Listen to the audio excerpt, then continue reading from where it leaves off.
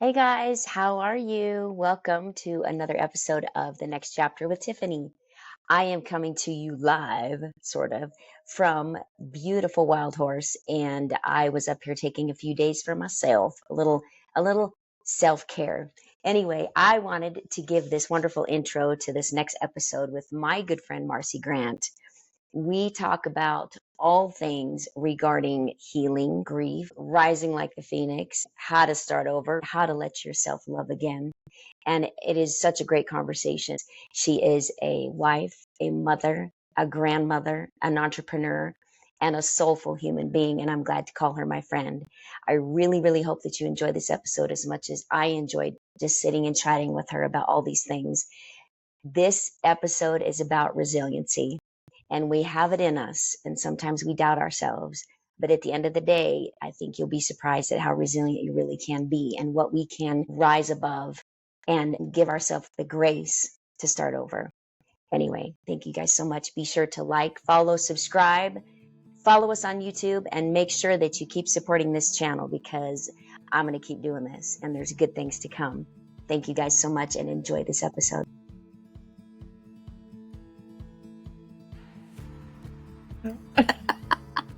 Okay. Well, all right, Miss Marcy.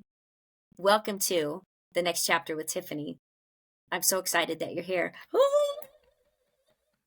Isn't it great? This has been a Thank you. while. Yeah, this has been a while coming.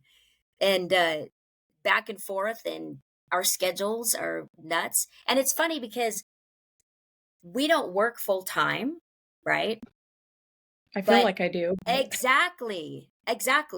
It's insane the amount of crap that you and I do on like constantly, and I don't say on the side as it's fully a productive job that pays anything. It's the building up of something. It's the constant, okay, we're going to build the foundation for this and all the work that goes into getting that going and then this going. And it's like I that's you and I are kindred spirits in a lot of ways, and that is one of them where you are a workhorse. And so that being said, I want to talk about who you are, your history. So fill us in on all things Marcy.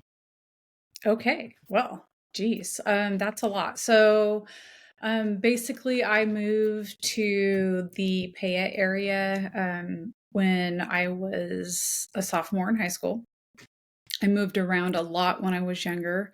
I think I lived in 5 or 6 different states when my parents were first married. My dad was part of the military in the beginning of their marriage. And then so that relationship ended. And then I think I was probably about 4 years old. And so I moved around a lot when I was a kid. And Yeah. so probably one of my biggest struggles growing up was just the bouncing back and forth to different schools and, trying to meet people. And that was hard as a kid Yeah. because, you're just moving and that's all you're doing. And like you get a good friend and then it's like, oh, gotta move. So that Yeah. was a real challenge for me when I was younger. I have no Um, doubt. so when I came to Payette, like it was my sophomore year. Um, Obviously I didn't know anybody, a new Yeah. girl in town again. But I finally did, I landed here. And so I've been in this area for, I want to say about 35 years. So Yeah.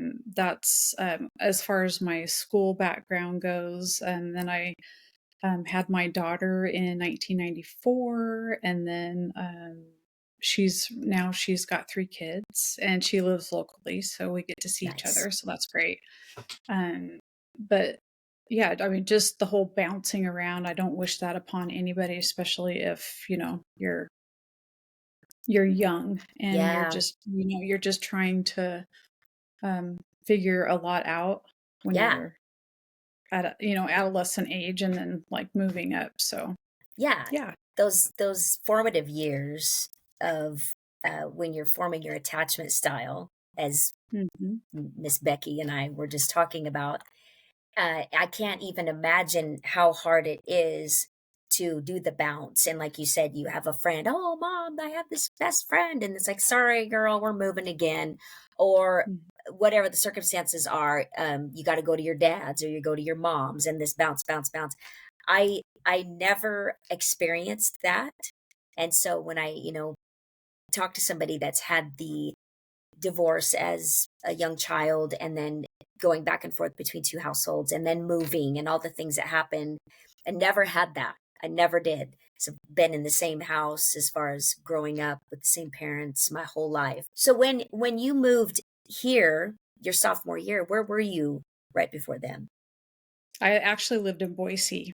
Okay. I was with my mom there, and then we actually moved from Texas to Boise, and because my my one sibling that I have, he was living with my dad and my stepmom at that point, and my mom was like, we just really kind of need to be a little bit closer to one another, and so Yes.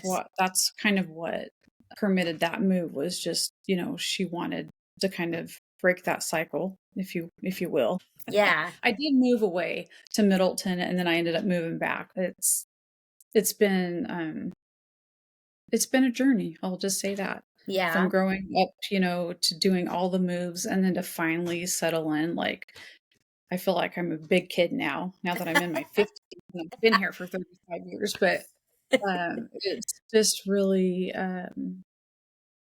it's home, That's and good. yeah, and my husband, he'll never move, like, he's, like, been here forever, Right. so it's He's part of yeah. that big Grant Mhm. family that's been around Yeah. forever, and that's, yeah, which we all have for many years above and below him. Everybody's familiar with a Grant. There's a lot of 'em. Yeah, yeah. Oh, I went to school with that one, but that one my sister Mhm. went to. That one's younger, and this one's way older. And it's, yeah, it's big family. So I too have my personal Grant stories, and that's for another day. But so you I definitely love have a that. nice guy, yeah, which is a wonderful blessing. So after high school, what did you do? Where was your like? Oh, I'm gonna go and get married and have 10 kids, or I'm gonna go to school. I'm gonna be a rock star. I mean, what was your deal? So I graduated, and then I stayed around here for about a year, and then I ended up moving to Nampa for like a hot second. And then I worked for Albertsons at that time. And I started in Albertsons like I was 16. Mm. And so I worked for Albertsons for like 6.5 years. Oh, And wow. so I didn't transfer really, but they could have transferred me. But I moved, and then I was there. I worked in the customer service booth for like, I don't know, 6 months or so. And then I ended up moving back. And then I worked for the law firm over in Ontario, Yaturi Rose, for Oh, 3 years. yes. Yeah. hmm Yeah. And then I took a job out at the prison in Mm. 1997, and then I retired from there in 2022. So I spent 25 years in prison. I like to joke about that and tell people that, yeah, I've been in prison for 25 years. But Yeah. Yes. And so, what of all places drew you to the prison? Like all of a sudden, because when did it actually get built? When was that? let's see.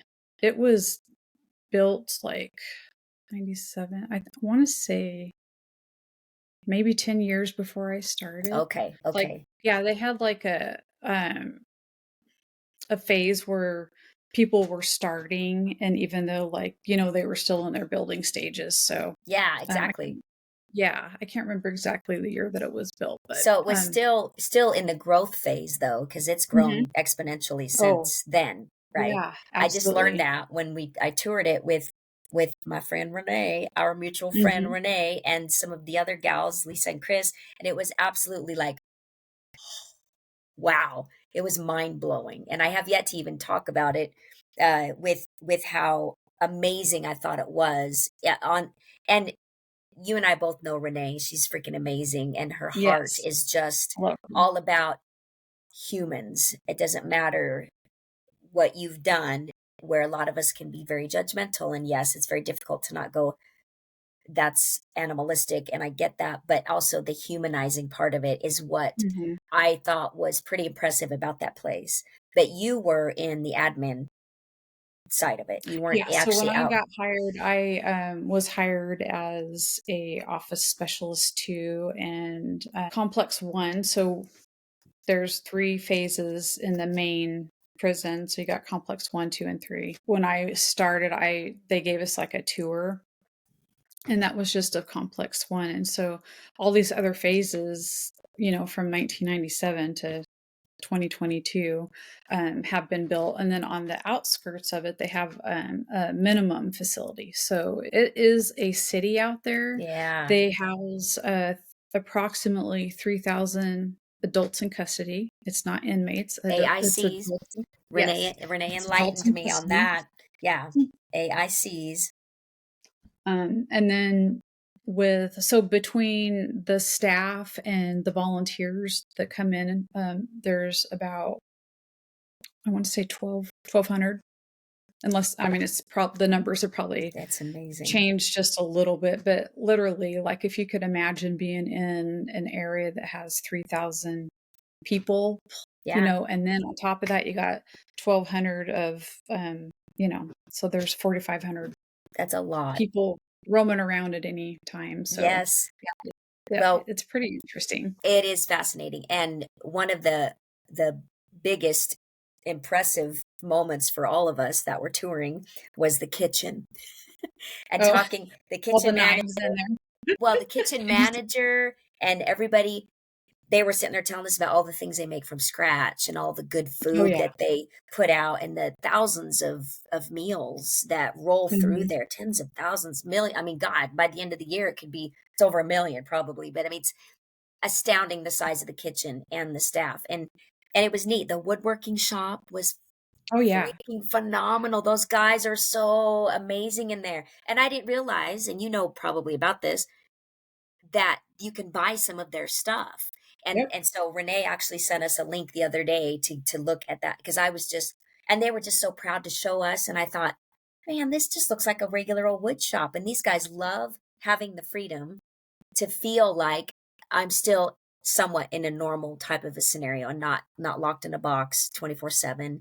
And Yeah, one of the things with, at least the Oregon Department of Corrections, they really, they focus on normalization, yeah, and that is, like, yes, they've done their crimes, but they're still a human being, right. and, just being able to, provide something out there Some for sense of people. normalcy.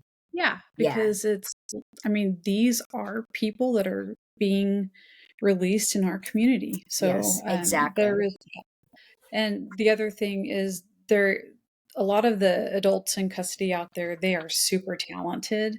The woodworking shop that you're talking about, they actually, I think it's BCT, which is the Building Construction Technology Program, and it's actually partnered with Treasure Valley Community College. So you can Yeah. purchase things through the college for there. It So, Yeah, it was amazing. I wished I could have had my phone to take a bunch of pictures because people would have been blown away. Some guy was making a little motorcycle that literally looked like a complete and utter perfect replica of a little motorcycle made out of wood, but it was actually a rocking horse, a rocking oh, motorcycle.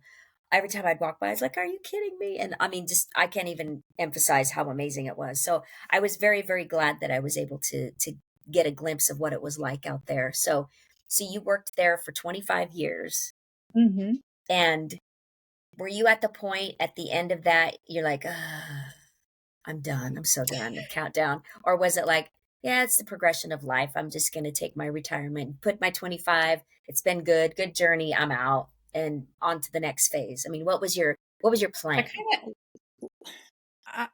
of, I really loved my job out there. That's good. My time out there, I worked for 14 different supervisors. When I initially started, I was actually working inside the prison. And so that is different than working in administration because administration, you can still have admin people working inside the prison. So you're working along the side of the AICs, you walk in the halls with the Right. AICs, and like, it just became my new normal. And then they moved me up to the administration building, and I was really used to working with the staff. And at that point, I was working in special housing, which that's, I don't know if you toured that or not, but, um, and so my thing was I ordered like a lot of different things for the department and for staff. And when I was taken out of that area and moved up front, I had a sense of like, oh my gosh, I don't know if I like this or not, because I was just like so involved with everything that I was doing with the staff. So Yeah. it took me a little bit to get Yeah. used to going from, a super fast paced and then going up to the admin. And then you have a whole different line of people that you're Mm, working with. right. So, Right. but yeah, I also had like, well, I still have, it's a clothing boutique. And so when I made the Mm, decision to leave, it was, I had my 25 years, I was vested. So, my intent was to be able to go ahead and do the boutique for, moving forward. mm, The economy kind of has taken a little bit of it's shifted a little. right. So, I took pretty much that first year off, and then, I made the decision to take another part-time job just because I needed that social interaction with people. Yeah, Yeah. Right. other Yeah. than my Talking. dogs, my 2 I know. doodles. It's like, okay, but No, I get it because you know how I lived over the last 6 years, and yes. I think I think seclusion has its place. Absolutely, I think sometimes Mhm. for therapeutic reasons, um, you know, deep diving, settling into your soul, whatever it is, I think seclusion has its place in our lives. But then I think as us women, as we age and we come to this amazing place where we are right now, you and I, especially you're in your 50s and your kids are raised and your kids are having Mhm. kids and everybody's flying solo, doing well. And you're like, man, okay, time to go intro. Let's do a little Yeah. introspective stuff. And I think it's really important, but I think it's very, very, very vital to us women to have connections, which is basically how you and I ended up coming across each other was becoming connected through different means in the community. And then, here we are. We talk all the time and have formed a really close relationship. And I'm very grateful for that. So, I have a tribe. I know you have a tribe, and it's important. It really is. Um, so, I want to talk about grief is something that you and I have talked about a lot. Now, on your Mhm. journey to having children and having relationships, and losing parents and things that happen in our lives, I want you to tell me about your journey through the grieving process and how you're doing today. That's a big question. So back in 2007, I lost my dad to cancer, and that was really rough. We found out that he had cancer and he had basically 6 months to live. And so, um, my dad was very well known in the community. He was a car salesman and, he just had that knack for relationships with people. Mm, And I think part of it, that's where I get that piece from my dad, yep. is just he was just that guy out there always, whether he was Connections, selling cars, yes, or connections. riding horses, or, he knew everybody. And so, when he got cancer, he was doing some small treatments locally, but then they weren't really being effective. And so we ended up taking him to Post Falls, and he went to like a more natural doctor, and we just caught it way too late. Mm, And so he got cancer in his sinuses, which is super rare. yeah, and then it moved through his lungs, and then it just basically took over his body. So I spent that 6 months. I took time off of work. I was not his caretaker. My stepmom was taking care of my dad at that point, but that was just really rough when he passed away. So I was married 16 years, and then we got divorced, and then I met a gentleman, and then we were together for a year and a half, and he got cancer. His name was Jake, and he passed away in 2013. And so that whole piece right there, the devastation of just losing him, because I just gotten over, one relationship, and that felt like a lifetime. You're with this Right. person raising your kids and you're doing all the things. He was in the military. Um, and then to lose Jake on top of that, it just felt like it was just one domino effect Right. after another. Right. Um, and then I lost my mom in 2017, and she was pretty healthy, but she ended up passing with AFib. And so randomly, she just called me one day. Well, it was on my birthday, and she's like, "Hey, what are you doing?" I'm like, "Oh, just sitting here. I took the day off." And I'm like, "What are you doing?" "Oh, I'm here at the clinic here in Fruitland." I'm like, "I'll be right there." She never came home. Wow. She never came home from that trip. They ended up taking her to the emergency room in Meridian, or through ambulance. Yeah. And then they took her back. She had to do like some treatments to try to get like all her muscles and all that stuff moving again, because she was in the hospital for quite a while. And I won't say where that's at, but they basically helped Help kill her. with the Just gonna issue. say it. Yeah. Jeez. So I was able to get her out of that hospital, and then they ended up taking her back to Meridian, and I think she maybe lasted like 2 weeks. So Wow. um, Sorry for all of that yeah, and then my loss. daughter, she lost 2 babies in her original pregnancy. She got pregnant with triplets, and then she lost 2 of them. So there's just been a lot of loss in Right. my family, Right. and I have learned with each one, it just makes you really kind of appreciate, today. Like, Yeah. focus on today, focus on those, the people that are in your life, those people that support you, and that are there for you. Right. So, Right. yeah, I feel like it's been a very long journey, and it's not been an easy one. No. Well, Yeah. navigating through grief is, again, very multi-layered, very personal. And at the same time, it's not always about losing somebody you love. There's multiple facets of grief. Betrayal's one of them. And so, in the midst of dealing with Mhm.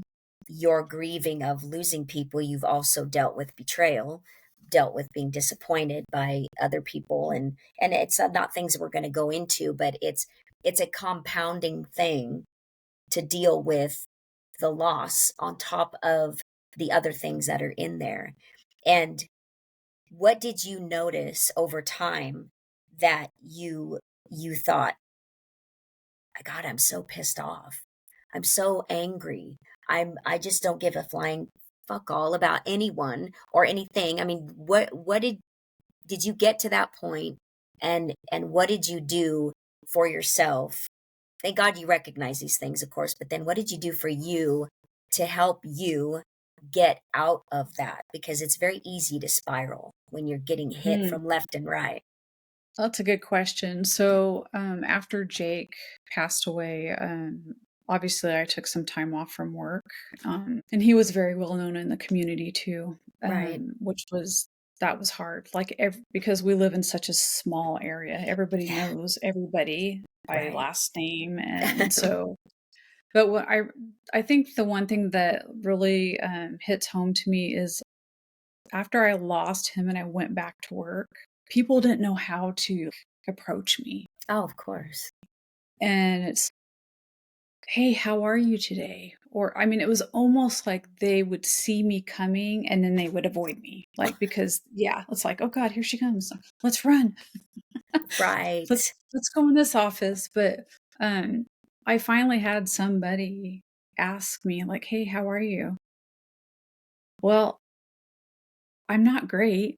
I just lost my significant other. Well, at the And time, the love of your life, right? exactly. Yes. And um it just really kind of put things in perspective for me. Um, I didn't have the patience for people. Like, it would piss me off that people would be just complaining about the most irrelevant things in life. Benign, Like, benign things. do you even have control over that? No, you don't have control over that. I mean, you just don't. And so that kind of started, I don't want to say I spiraled, but I could have. Yeah. I literally could have. I I thank goodness that I did have a really good support system at work. I had 3 really good friends, that kind of helped me through, you know, the hard days. Mhm. Obviously, I was coming home to an empty house, but, I had my family here. When Jake passed away, my mom was still alive, Yeah. and my mom adored him. Like, Mm. she was over the moon of him. Yeah. And then I had my daughter, and then, my grandkids were still really small at that point. But yeah, just being able to be, vulnerable and be transparent and be real. It was just kind of an eye opener for me. Like, I got through it with my dad. My mom was obviously still alive. It was um it was hard losing my dad, but for me, my mom was my best friend. And that's where I literally had just to like take myself and pause, Mm. because it it put me into this funk of probably 6 years. Yeah. Like, my mom passed away in 2017. We're in 2025 here. Um, so just being able to recognize that, it's okay if you need some help to get Yeah. through this, Right. because you've lost all these people, and it's not something you get over. No. Grieving is something that you cope with, or you get used to your new normal. So in January of this year, um, I was fortunate enough to go to an all intensive retreat in Montana. And that's really kind of when I have literally just kind of pivoted to, like, okay, this is your new normal. It was a one-on-one. And when I say intensive, it was intensive. Um, it brought up things happened in my childhood. And, you kind of figure out how you like carry things on as you're an adult. And you Mhm. don't really, like, when I went into it, I was like, oh, how intensive can this really be? Oh, it was intensive. And so, I'm very fortunate, like with Andy, my husband now, he's like, you just go do what you have to do. And That's so nice to have that having that support. support, mhm, with him, I mean, that's been amazing. So I learned a lot through that week, and just being able to give yourself some grace and space at the same Yeah. time while you're kind of going through each cycle, because Mm. I mean, it's hard not having your parents here. I don't Oh, having, yeah. both of my parents are gone. My grandmother, she lived a long life, but I remember her telling me we were at my uncle's funeral, and she was sitting next to me. She's like, Marcy, you never want to bury your own children. Mm. And that's always stuck with me. And my Oh, grandmother buried 2 of her kids before she passed away. yeah. And so I don't know, just that whole experience of going through all the emotions of losing the grandbabies for my daughter, my mom, my dad. Obviously, Jake was that I was devastated over that. Yeah. I was like, oh God, I don't, you almost want to just like enclose yourself and Sure. just not want to Absolutely. you don't want to be out there. You Yeah. just want to go to work, come home, go to work, come home. Um, but at some point, I was like, okay, I've got to figure stuff out for myself. Right. So, Right. yeah, and that's why I say it's been a journey, because just because I'm going to use Jake as an example, there will be certain things that happen, or I'll see like an old Chevy truck, or you know, a buck because he hunted. Yeah. And then, with my mom, our thing was we love to go shopping and go to a nice dinner. So Right. those things that you really appreciated up to that point, Yeah.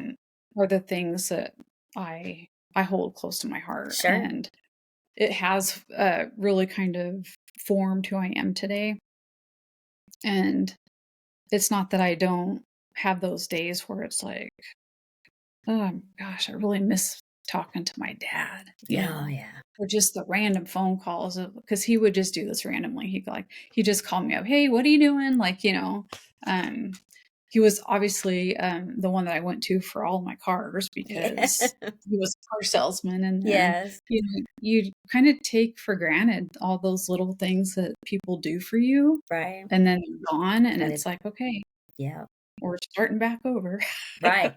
Well, you So, you have that trust and everything that's there to your foundation, and then all of a sudden it's like, oh gosh, I gotta course correct and readapt and figure shit out, and yeah. But my question is to people that have lost their spouses. The hardest thing in the world has to be, whether it's a spouse or significant other. You guys were engaged, right? mhm, Yes, so you were yes. engaged. You were planning a life, and he was your person and the love of your life up to that point. My heart goes out to people that have lost their mates, but then my respect grows exponentially when they are able to love again, because the thing about that type of profound loss has to be really hard for the person coming into your life to know that no matter what, I'm going to be kind of competing with a bit of a ghost around here, and how hard it would be to come to terms with, okay, she's probably comparing me a little bit to him. It's not like you guys broke up. It's not like you ended on Right. a bad note. You were in love and you went through a traumatic experience. So you have that love still in your heart, but then the trauma of watching him Mhm, pass, then to be able to go forward in life and go, okay, I'm going to allow myself to love again, to put yourself out there. I mean, what is that like? I can ugh, only I can only put my feet in Andy's shoes for 5 seconds and go, that had to it's have been giving me hard. the chills right now, Tiff. Yeah. Yeah. Because here's the thing, is like when I met Andy, I met him in prison too. And this is the funny thing. This is the funny thing. So he's a pay-up boy, and so, Mhm. we went to school together. Like, I maybe saw him in the hallway, a couple times in high school. But Yeah. I had some classes with Robbie, and so I knew Robbie Grant. Like, that was the Grant boy that I knew. I Right. didn't know who Andy was. So at work, I used to be the blood drive coordinator out there, and so one of my things was like trying to get people to donate blood. So Andy donated blood, and we were talking in the blood bus one day. I was just talking to him. And then 2 weeks later, he asked me out. I'm like, why do you want to go out with me? Like, I'm a hot mess. hot. Um, And I'll tell you, I'm being vulnerable and honest right here. He went to school with Jake. Andy knew Jake. And the first Big truck. time that Andy came over to my house, which I had a house in Fruitland, um, bought the house all by myself. I It's awesome. had a home over there. And when he walks in the front, like, foyer area, I'm a huge person that loves pictures, just like you. Yeah. Yeah.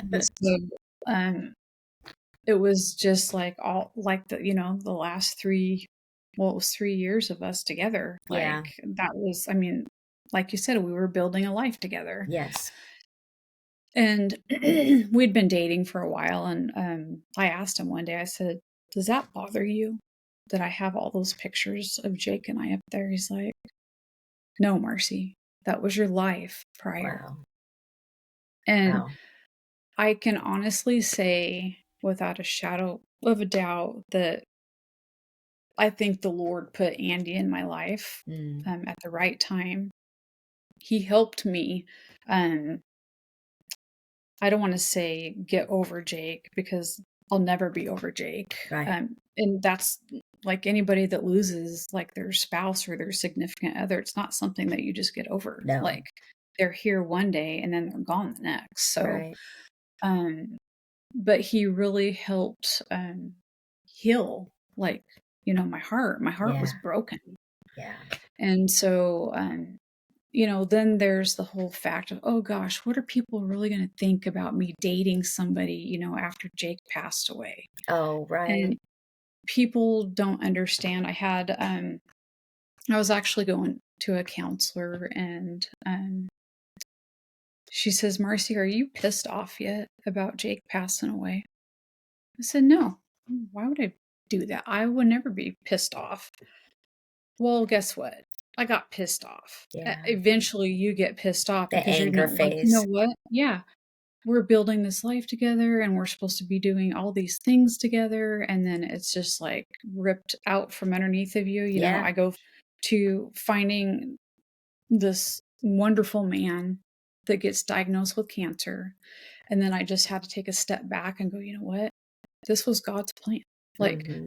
God put me in Jake's life during a time that he needed more support than ever. Right. And um, just within that small 3 years that we were together, it felt like a lifetime. I'm going to say it was amazing. So for me, I just, I take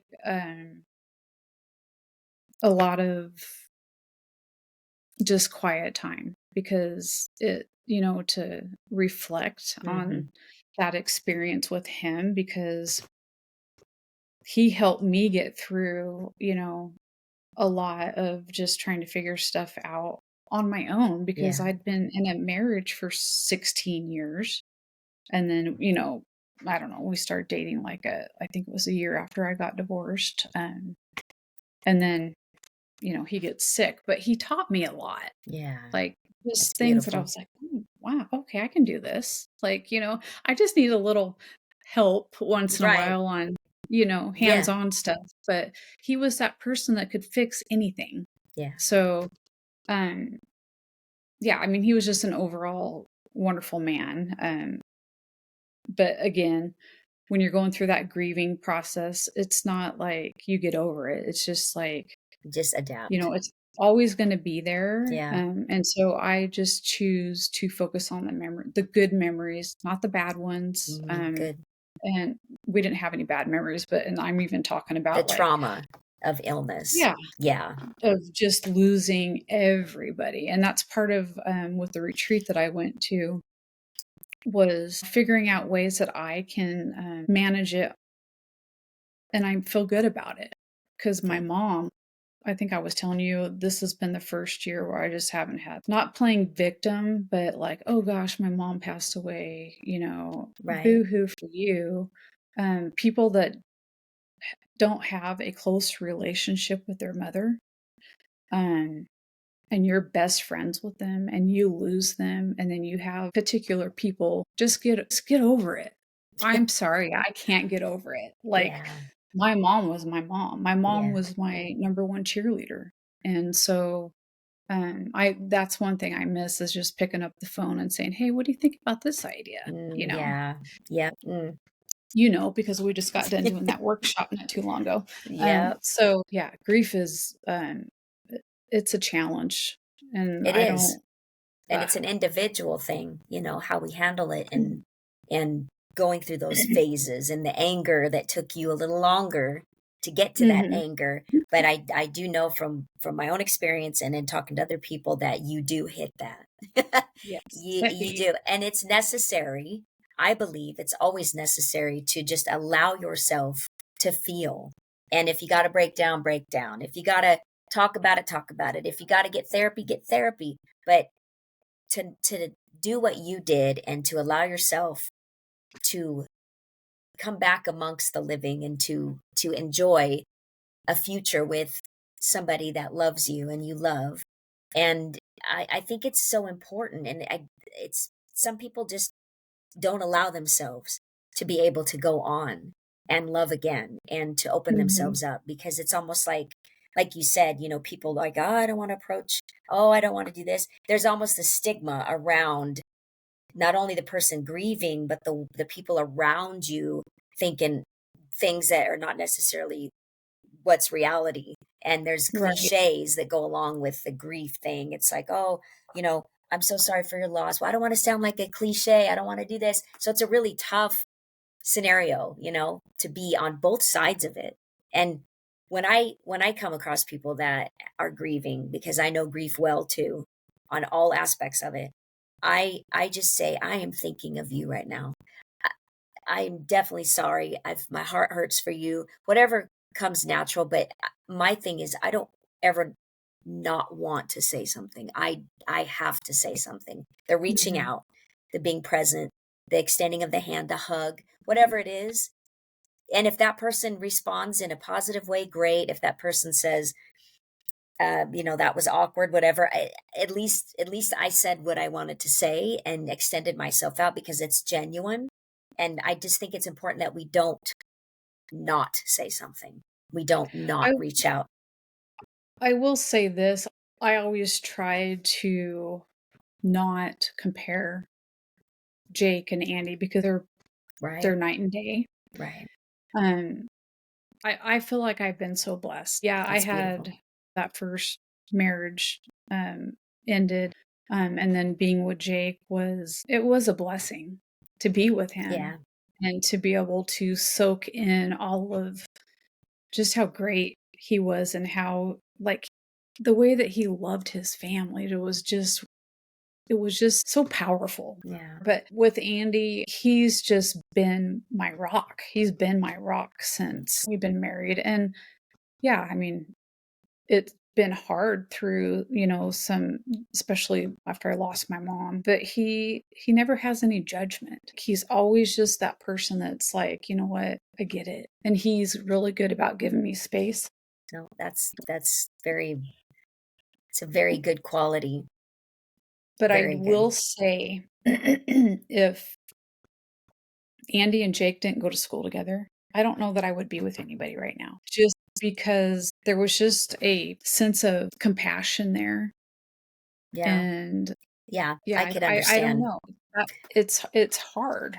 Yeah. I could understand though, because that would be more of a familiarity that he had of Jake to understand, because it would be easier for Andy to go, "Oh yeah, he was a good guy. I knew him in school and I thought he was a nice guy."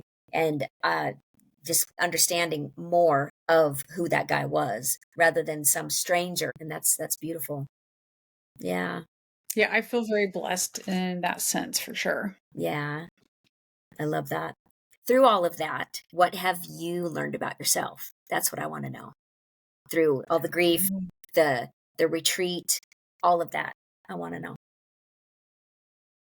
I really think what I've learned about myself is I really am resilient. Just going through each death, through my dad, my mom, and Jake, and all of that. But being able to get back to a good place, it's taken time and it's taken work. And I feel like I am in the right time in my life. I have great friends. I had a wonderful husband. I was able to retire from a 25-year career. I launched a new business in January of 2025. I have it in me to continue to Hmm. do the things that I love. And a lot of that is, I've always been that person that has been, if I get bucked off the saddle, get back on. My dad always used to tell me, Marcy, get back on the saddle. And Mhm. so that really has resonated with me my entire life, especially when I was growing up as a kid and moving forward as an adult. You just really have to kind of put things in perspective of where you're at and where you want to be. And I Mhm. didn't want to be in this headspace that was so sad all the time because Yeah. of all these things that have happened in my life. I just learned to deal with it. But I will tell you, when it got to losing my mom, that's kind of where I took a turn. It was Oh, like yeah. 360 is like, okay. And then the retreat was something that has helped me immensely. And then just being able to have those friendships and those connections. And because that's really what I want to be doing. I want to be out there connecting and collaborating with people that are either businesses or entrepreneurs. The whole that's really kind of taken a shift for me is the polka dot powerhouse. I can honestly say if I didn't have certain women in my life right now, that help support me and uplift me and empower me and inspire me, it may look different, but I honestly feel so good about everything right now. I mean, sitting here thinking about that question, it's like, wow, yeah. I mean, I am a changed person. I'm definitely a changed person from when I used to work at the prison to now, because working in that type of setting, it's very political. And, usually typically this is how it rolls is the people that work out there, they hang out with those same people. Right. And so it can often at times be a negative environment. Doesn't have to be, but you bring that stuff home. It's Right. like if you're with a partner long enough, you start kind of mimicking the same things that they do. So it's the same thing as if you were working together. But Right. Absolutely. yeah, and I've had several people tell me that I'm resilient, and I'm just like, oh, thanks. Yeah. But Mm. So they see um, something that you didn't probably for a long time, you know? well, I always knew that I was that person that can take care of anything. Yeah. I've been kind of grounded that way my entire life. Like okay, you tell me to go do something, I'm going to go do it. You want it in 25 minutes? I'll have it to you in 25 minutes. I'll have it to you I'm in not that, 23. yeah, I'm not that person that will tell somebody I'm going to go do something for you or I'll be there for you and not follow up with it. Not lip service. Yeah, Right. unless Yeah. Yeah, the only thing that has, impacted that is, like, I do have autoimmune disease, and so, my fatigue and Hmm. strength and that type of thing, and Let's that's talk actually about that. Let's talk okay. about that. Yeah. So I got West Nile in 2011. I was floating the Payette River with one of my girlfriends. We got out in an area that we typically didn't get out, and it was swarming with mosquitoes. And then so I got super sick like within that week. And then my physician at the time, she's like, oh, let's do a West Nile panel. Comes back positive. I was almost admitted into the hospital because I was like bedridden, like Yeah. so sick. I mean, it's something that goes dormant in your body and you don't ever get rid of it. It's like any other, viral, like Virus. mono. Yeah. Yeah. Or Herpes. Mono yeah, and herpes. And yeah. so if you have any of those types of viruses that have gone dormant, when I get sick, they all flare up at the same time. And it's like, this is great. I had X, Y, and Z planned, which has happened. I can't tell you how many times I will call Right. my daughter, hey, I'm not feeling very good, which is really kind of like it sucked the life out of me in some Hmm. sense because you don't ever know when your body's going to say, hey, Hello. Hmm. yeah. I got back from Vegas recently for a conference and I got sick and I was down for a week. Yeah. And I I was like, know. okay. I was like, proof of life, proof of life, proof of life. Yeah. Yeah. But actually, talking about the whole autoimmune, I started doing treatments in Pocatello. And that's kind of really where you and I started visiting more because you were always checking in on me. I was like, who is this woman?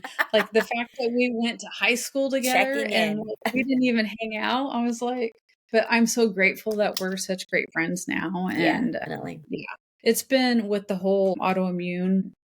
I'm so much healthier now than I was a year ago. That's So, wonderful. and then I just feel like, things are happening for a reason. Hmm. So, Yeah, yeah, I'm that's grateful good. for No, I'm glad. I'm glad too. I'm glad that you're doing better that way.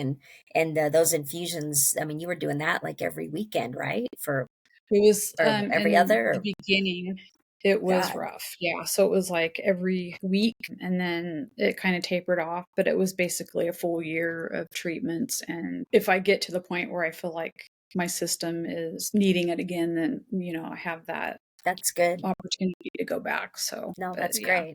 So I have to say, I think you're the only person that I know in my world that has West Nile virus. But it's one of those things that we just take for granted. It's like getting bit by a tick, and in Mhm. a mosquito and all the stuff that they carry. It's like, holy cow, talk about life changing, and I know It's that you get, interesting. yeah, and you get migraines and you feel down Yes. and you are like exhausted at times, and you just got to listen to yourself, and that's good that you do and that you have the opportunity to do that now more than ever. So, Mhm. um on to the next phase though. You did start a new venture for yourself. So tell us a little bit Yes. about that. Well, actually, 2022, I retired in December, and then 2023, I knew not working and not having any hardly social interaction outside of, just your family world. I didn't realize how much I missed that. Mm, And yeah. so I started volunteering for the Payette Chamber of Commerce, and then I was on the board for a couple months, and then I interviewed for the executive director position. I think there were like 54 applicants, and I What? I know. What? For Yeah. that? Uh-huh. And Yeah. pay it. And pay it. That Yep. blows me away. Sorry, that caught me off guard. Yeah. I can see in a more productive town for sure, but little Payette, that kind of blows me away. Anyway, go ahead. and After that says San something about you because you got it. So I did the director position for I was hair of a year by 2 weeks. I resigned the end of October of 2024. And with that position, I loved being out in the community and Hmm. helping businesses. And so I left with the mindset that I was going to open up my own consulting business.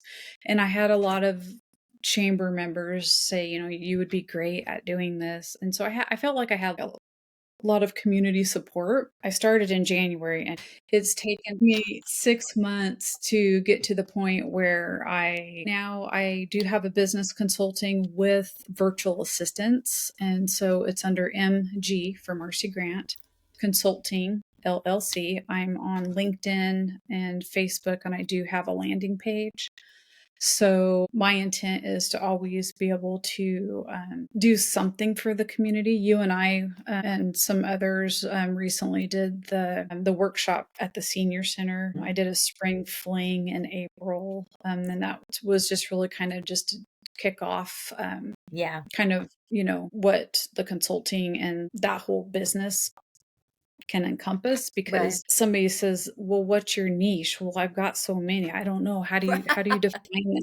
Like, I can be an event coordinator. I can do workshops and I can do executive administrations. There's just so many things that I can do. Right. And I feel comfortable doing. And so I don't have just one niche. So that's where this last 6 months is just, trying to find out really kind of where I fit with certain Yeah. outlets. So Yeah, which is hard because if you're Mhm. passionate about a broad spectrum of things, it's like, okay, how do I niche it down? Because I too was struggling in my little side business I had with niche. I'm like, well, the things that people think is a really top selling niche, I don't even like it. I wouldn't buy it. So I would battle that a lot. So I just eventually started filtering things out. And then I just eventually shut everything down. I'm officially done with everything on my little side business. I'll do custom logos for sure for people. I love doing that stuff. I am not a niche person. So I say, good luck on getting your niche, because when you're passionate about a lot of things, it's very difficult to drill down on one avenue. So I wish you the I feel like best.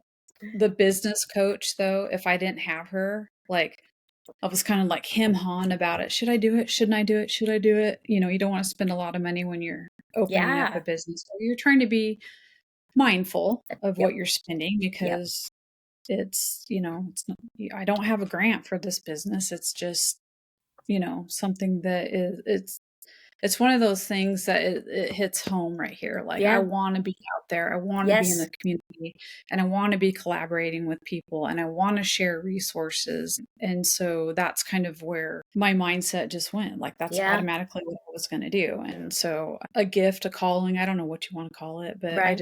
that's my community collaboration and Yes. outreach. Well, I Mhm. love that. And it would be better if, and sorry, Paya, but I grew up here and I know this town. It would be, so do you, way better if thought processes were a little more open and advanced in this community. But at the same time, I think that with the old guard kind of paving the way for the new guard to come along in some respects, I think there's going to be a shift in the near future, because it's like, okay, either get on board or you Mhm. get left behind. And I think it's very Exactly. important that the younger generation come up. And I say younger, we're in our 50s, but still, I know, but we're young. yes, we're young and we're enthusiastic and we're positive and we have goals and visions for things. And I think it's very important for people like us to be on board with different community events, community activities, if it's councils, boards, whatever it might be. I think it's important to bring a younger, fresher perspective into the future, or what you want for the future for these communities, because as you and I know, there's a lot of clubs and organizations, old school activities that used to be very vibrant when we were kids for the older people, that are dying off because people are not getting involved and promoting Mhm. ways to keep these organizations and clubs and such going. And I think it's very, very important for that. And collaboration and connections and all that, as you already mentioned, is kind of your thing. Well, the dots are part of that. I think that these type of things are on the up and coming, and I think it's our duty to get involved. If it's, if it's something you're passionate about, it's our duty to get involved with the community.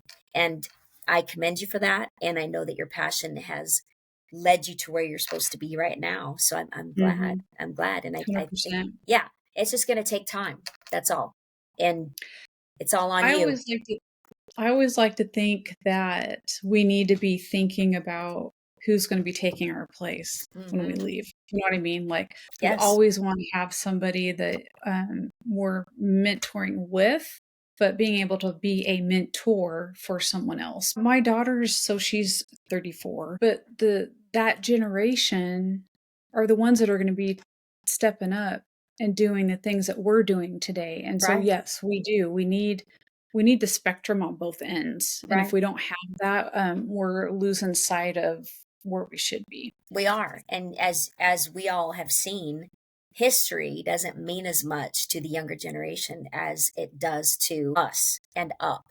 Our history, our old school people, the Mhm. ones that built this town, the ones that they ended up here back in the late 1800s and early 1900s, and the things that they built by the visions they had. I'm still learning about these things as I go, and I think it's important. And it's a shame that history is kind of being lost on the younger generation, so they don't recognize the value in keeping something alive. And that is very, very sad. And you and I can look around because we grew up in the 70s and 80s.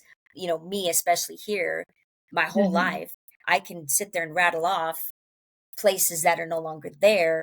And it's a shame because they were amazing back in the day. Well, just put our parents in this same perspective.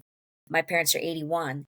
They can go all the way down through town and talk about things that we never saw in our generation that were there that sounded amazing. And you think, Right. oh man, it's our job. It's our job to get involved in the community, whatever aspect it is, and help others grow into the vision they have for themselves, whether it's a business or whatever, that you can help people with that.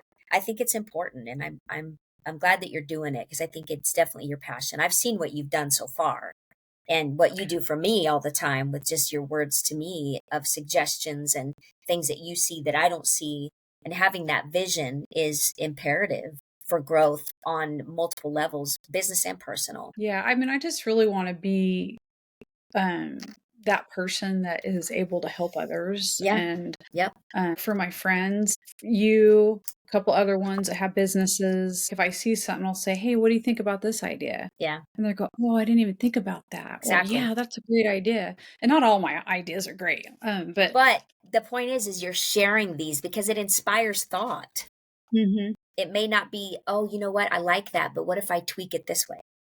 Yeah. So it does breed into something else. So Yeah, it usually manifests into, oh, this is great. Yep. Just being able to offer a suggestion with no attachments. yeah.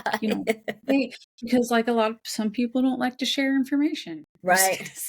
Closed off, which is Uh-huh. not in our DNA. It's like, No. I'm so transparent, you can see right through me in a good way. Not like I'm vain or vague. I'm like, that's it. I'm like, I got nothing to hide. And people that are closed off, I go, what's that about? Yeah.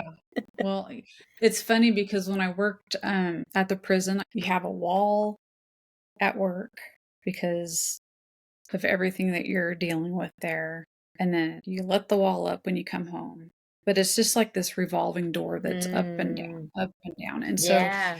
when I did retire, I was just like, oh, wow, this is nice. I bet. Yeah. I mean, people that aren't in that type of environment. And then plus my husband works out there. I have, let's see, my brother-in-law, my stepson, my daughter's husband works out there. So it's a big whole, it's like a family affair. It like, is. Well, it's a huge employer, and Yeah. it's got great benefits, and the pay Well, is great. yeah. I mean, you can't deny that. So I totally get why people go out there. And I thought at one point of going out there, Renee was talking to me about just entry level type thing, and I thought, because I am an empath. I'm a total empath, and I absorb energy, and it can kick my ass. And I don't think that kind of environment would be good for me because of the energy in a place like that. It doesn't matter if I'm not in the actual unit itself. It's not that. It's just it's the energy of so many people in and out all the time. It's not my thing. It's not my thing. And they do tell people this. It's not for everybody. Right. Like you can start out there and then you think you're going to have this, this Career. Yeah. And then you're going, oh my gosh, what did I get myself into? Yeah. So yeah, it really kind of depends on your energy and who you are. Absolutely. And it's just, I know it's not for me. So I'll go to an elementary school and I'll be the librarian. That's where my energy is oh, kids, yay, that's great, yay. And they're usually, if they're not bouncing off the walls, they're usually pretty happy.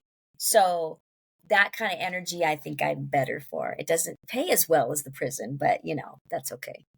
Hey, it's always an option. You just never know. Exactly right. Life is a box of chocolates, man. So anyway, okay, Miss, I have a question for you, and I keep forgetting to ask people this, so I'm going to ask you. Oh, okay. In closing, what would Marcy now tell 4-year-old Marcy, if you could? Wow, 4 years old? Well, that was a pivotal age that you mentioned, because that was when your parents got divorced. And that was the beginning of major life changes for you. Yeah. That you got through it. Like I got through so much at that time when my parents separated. And I'm going to go back to the word resilient because I had to be resilient to get through all those years of what was coming my way. I had no idea. you know, all of the death, the grieving, and the changes. Changes. Yeah, but quite honestly, I can sit here and tell you that I have a good life, and it's not always been that way. And a lot of that has to do with the way that I was raised and the values that, especially my mom held. Like my volunteerism, I get that from my mom. She used to volunteer at the senior center. So, Oh, and interesting. yeah, and she was also a volunteer at the hospital in Ontario at the gift shop. So, but I always just, Service. yeah, it's the Yeah. whole act of service, Yeah. and it makes you feel good when Yeah. you're out Oh, there helping people. absolutely. 100%. Yeah. Yeah. So So you I'm would just look going to at say that little resilient. Marcy and You know, say, "You're going to be okay, kid. yeah, I You're was going going to to be say that okay." at first, but Right? you're resilient. You got this. Yeah. You got this. Just remember the So, word resilience. yeah. And that'll be your middle name by the end of this journey. Yeah. Yeah, thank God for resilience. I am very resilient myself, and I think that it's important that we give ourselves the grace and the pats on the back as women, the things that we go through, the things that are expected of us, the loads we carry, the people we carry, the humans we Mhm. bring into this world and nurture from the very beginning of life onto now when they're grown. It's important as women we cut ourselves some slack and we give ourselves grace because we've been through a Yes. lot. And this age is a beautiful age to go inward and focus on us. And I think Yeah. it's beautiful. And that's where I'm at. And I know that's where you're at. And the women that we're surrounded by, they're pretty much all on the same plane with us. Yes. And that's why I think it's so easy to have this amazing big group of women that we consider our tribes. And I think it's just a beautiful thing, a beautiful way to come into this age where when you're younger, you think, oh my God, what it'll be like when I'm in my 50s. I mean, like I'm postmenopausal, menopause, sag this, pucker that, crepey this, good God, but it's like, oh no, girl, you're a whole nother level of beautiful, I know. It is Absolutely. really, it's empowering, really. Yeah, absolutely. And just being able to, and I can speak to you about this, is just having those down to earth conversations with women that there's no comparing out there. No, Like, it's like, no. this is me today. This is going to be me every day. So when I show up this way today, Yeah. I'm still going to be that way tomorrow. Being empowered by watching other women do their things, like Tiffany Donahoe. Like, I sit back and I watch you do all the amazing things that you do, and I just am very blessed to have you in my life at this time. Oh, And Did. like, yeah, you're very special, and Thank you. I appreciate the time and energy that you put into our friendship. So, Ditto. Ditto. Yes, it's true. I appreciate you too. And it's a beautiful thing. And coming back here has been a very interesting, that's a whole other podcast. Yeah, it's been interesting. The last few years have been really difficult, yet, the phoenix rising at the same time. And I'm very grateful. So these old friendships I have that are at another level from my old friends from decades up to now, and then my new gals, including you, new to the point of we just now are getting to know each other. Yeah, I agree. It's a beautiful thing. So anyway, my friend, I really appreciate you taking the time to chat with me. And thank you. yeah, and we will continue on our journey and our own little separate lives that we're building, and then our journey together as friends and collaborators and our dot sister connections and stuff. So I'm very grateful. So thank you so much. Thank you. I appreciate it.